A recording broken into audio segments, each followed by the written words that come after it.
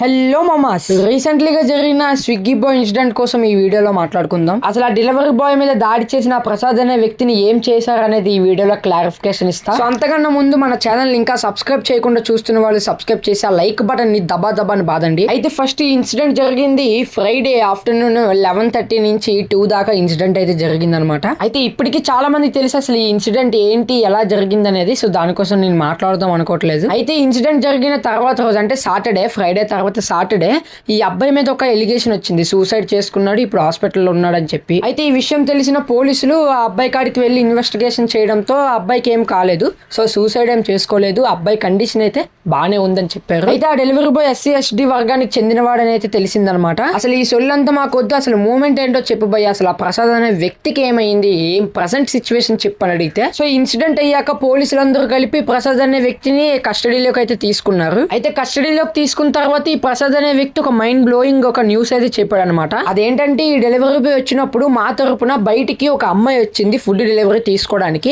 ఆ అమ్మాయి మీద ఈ డెలివరీ బాయ్ వచ్చేసి మిస్బిహేవ్ చేశాడని చెప్పైతే ఈ ప్రసాద్ అనేవాడు స్టేట్మెంట్ అయితే ఇచ్చాడు అనమాట. అయితే ఇది ఎంతవరకు నిజం, ఎంతవరకు రాంగ్ అనేది అయితే ఇప్పటికీ తెలియలేదు. సో ఎందుకంటే పోలీసులు దీని మీద ఇంకా ఇన్వెస్టిగేషన్ అయితే చేస్తున్నారు అనమాట. అయితే ఈ కేసులో ఇద్దరి మీద ఎలిగేషన్స్ ఉండడం వల్ల పోలీసులు ఈ కేసుని ఇంకా కస్టడీలో ఉంచారనమాట. అంటే ఇంకా ఇన్వెస్టిగేషన్ లో ఉంచారనమాట. సో ఇందులో ఇప్పుడు ఎవరిది తప్పు ఎవరిది ఉప్పు అని తెలియడానికి ఇంకొంచెం టైం పట్టేలా అనిపిస్తుంది. అయితే ఈ కేసు మీద ఇంకా క్లారిటీ ఇన్ఫర్మేషన్స్ అయితే లేవు. ఒకవేళ ఆ ప్రసాద్ అనే వ్యక్తి మీద ఉన్న ఎలిగేషన్స్ రైట్ అండ్ ప్రూవ్ అవుతే అయితే ఈ ప్రసాద్ అనే వ్యక్తి చాలా సివియర్ పనిష్మెంట్స్ అయితే ఎదుర్కోవాల్సి ఉంటుంది. సో చలో మీ యొక్క సపోర్ట్ ఎవరికి కింద కామెంట్ చేయండి. నెక్స్ట్ అగోరా ఒక వీడియోతో మీ ముందుకు రాబోతున్నా. సో మన ఛానల్ ని సబ్స్క్రైబ్ చేసుకొని ఉంచుకోండి భయ్యా.